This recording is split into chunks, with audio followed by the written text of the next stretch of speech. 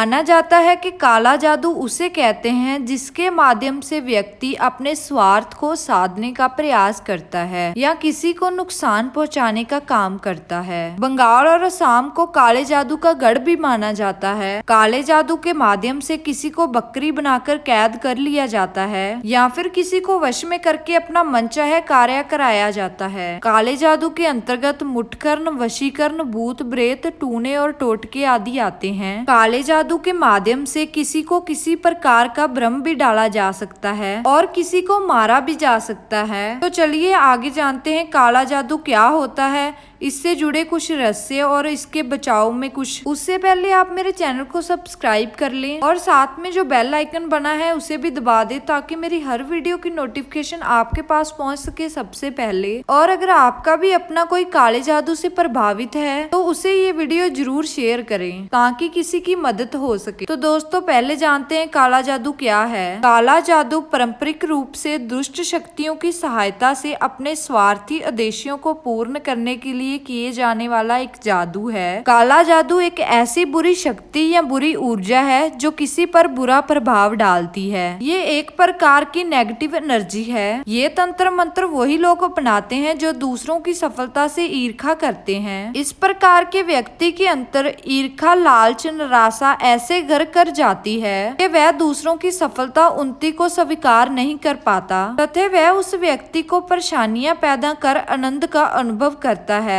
काले जादू का प्रयोग दूसरे व्यक्ति को हानि पहुंचाने या चोट पहुंचाने के लिए विशेष तरह की क्रियाएं की जाती हैं। इस प्रथा का प्रभाव हजारों मील दूर बैठे व्यक्ति पर भी देखा जा सकता है। काले जादू का मुख्य उद्देश्य होता है किसी व्यक्ति को परेशान करना, उसे अपने वश में करके उसका इस्तेमाल करना और उसे बर्बाद करना। हालांकि इसकी सच्चाई के बारे में कोई नहीं जानता। कुछ लोग मानते हैं कि काला जादू होता है और कुछ लोग इसे वहम मानते हैं। जानकारों का मानना है कि जादू और कुछ नहीं एक बच ऑफ एनर्जी है जो एक स्थान से दूसरे स्थान तक भेजा जा सकता है या कहें कि एक इंसान से दूसरे इंसान पर भेजा जा सकता है। जानकारों का कहना है कि ऊर्जा को ना ही पैदा किया जा सकता है और ना ही इसे खत्म किया जा सकता है, सिर्फ इसके स्वरूप को दूसरे स्वरूप से बदला जा सकता है। यदि पॉजिटिव एनर्जी का इस्तेमाल होता है तो नेगेटिव एनर्जी का भी होता है। आपको ये समझना होगा कि ऊर्जा सिर्फ ऊर्जा है,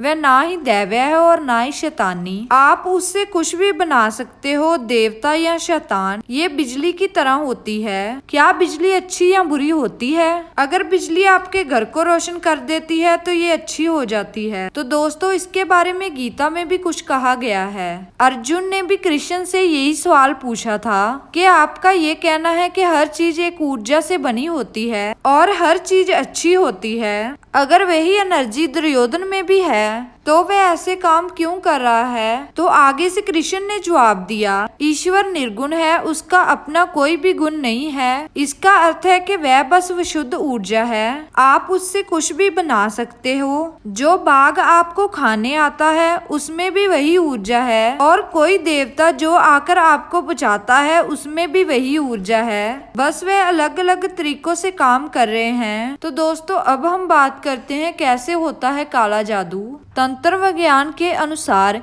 ये एक बहुत ही दुर्लभ प्रक्रिया है जिसे बहुत ही विशेष परिस्थितियों में अंजाम दिया जाता है। इसे करने के लिए उच्च विशेषता की जरूरत होती है और कुछ लोग ही इसे कर पाते हैं। इस प्रक्रिया में एक मूर्ति जो गुड़िया जैसी दिखती है का प्रयोग होता है, जिसे कई तरह की खाने की चीजें जैसे बेसन, उड़द के आटे आदि से बनाया जाता है। इसमें विशेष मंत्रों से जान भी डाली जाती है। इसके बाद जिस व्यक्ति पर जादू करना होता है उसका नाम उस पर लिखा जाता है। पुराने समय में इस प्रकार का पुतला बनाकर उस पर प्रयोग सिर्फ कहीं दूर बैठे रोगी के उपचार व परेशानियों को दूर करने के लिए किया जाता था। उस पुतले पर रोगी का बाल बांधकर विशेष मंत्रों से उसका नाम लिखा जाता है। उसके बाद उस रोगी के जिस अंग में परेशानी हो, पुतले के उसी अंग पर सुई को गाड़ कर अपनी पॉजिटिव ऊर्जा को वहां पर पहुंचाया जाता था। कुछ समय तक ऐसा करने पर तकलीफ खत्म हो जाती थी और आज के समय में इसका नकारात्मक उपयोग हो रहा है। तो दोस्तों अब हम बात करते हैं काले जादू के लक्षण। काले जादू, टूने टोटके या तंत्र मंत्र के ग्रस्त व्यक्ति के लक्षण इस प्रकार होते हैं, जैसे मानसिक अवरोध, श्वासों में भारीपन या तेज चलना, गले में खिंचाव, बिना किसी चोट के घाव पर पीले रंग के निशान आना, हृदय में भारीपन महसूस होना, नींद न आना, किसी की मौजूदगी पर भ्रम आदि होना। इसके अलावा घर में बिना किसी विशेष कारण के झगड़ा, लड़ाई, बेचैनी, अशांति आदि रहना। ऐसे माहौल में अचानक किसी की मृत्यु या अचानक हानि भी हो सकती है। कहते हैं कि यदि काले जादू का समय रहते उपाय ना किया जाए तो ये किसी की जिंदगी बर्बाद कर सकता है। तो दोस्तों अब हम बात करते हैं काले जादू के बचाव के बारे में। हर रोज हनुमान चालीसा का पाठ करना चाहिए और हर मंगलवार को मंदिर भी जाना चाहिए। आपने ऐसा सुना भी होगा कि हनुमान से भूत प्रेत सभी दूर भागते हैं। ऐसा करने से आप बुरी नजरों से भी बच सकते हैं। काले जादू से बचने के लिए आपको अपने घर में गौमूत्र का छिड़काव भी करना होगा।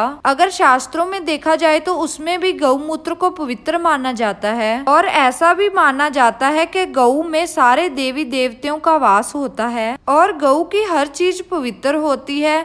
अगर हो सके तो थोड़ा थोड़ा गौमूत्र पीना भी चाहिए। प्रतिदिन सुबह और शाम कपूर जलाना चाहिए। गणेश भगवान को एक पूरी सुपारी रोज चढ़ाएं और एक कटोरी चावल दान लेकर किसी भिखारी को दान दे दें। बुरी नजर से बचाव करने वाला काजल काले जादू से भी बचाव कर सकता है। इसके लिए दीपावली की रात को विशेष तौर पर बनाए गए काजल महत्वपूर्ण होता है। सरसों या शुद्ध घी के दीप को जलाएं और उससे तैयार होने वाले काजल को लगाकर भूत प्रेत का भय सदा के लिए मन में निकल जाता है। दोस्तों ऐसा नहीं है कि काला जादू सिर्फ भारत में ही होता है, बल्कि अन्य देशों में भी इसका प्रभाव है। भले ही काले जादू करने के तरीके अलग हो, लेकिन कई देशों में इसका ज्यादा प्रभावी माना जाता है। भारत के अलावा अफ्रीकी देशों जर्मनी, यूके, रोमानिया में भी इसका काफी ज्यादा प्रभाव है। यहाँ तक कि पाकिस्तान में भी काले जादू से जुड़ी कई घटनाओं की खबर आती रहती है। तो दोस्तों अगर मेरी वीडियो अच्छी लगी तो वीडियो को लाइक और चैनल को सब्सक्राइब करना मत भूलना।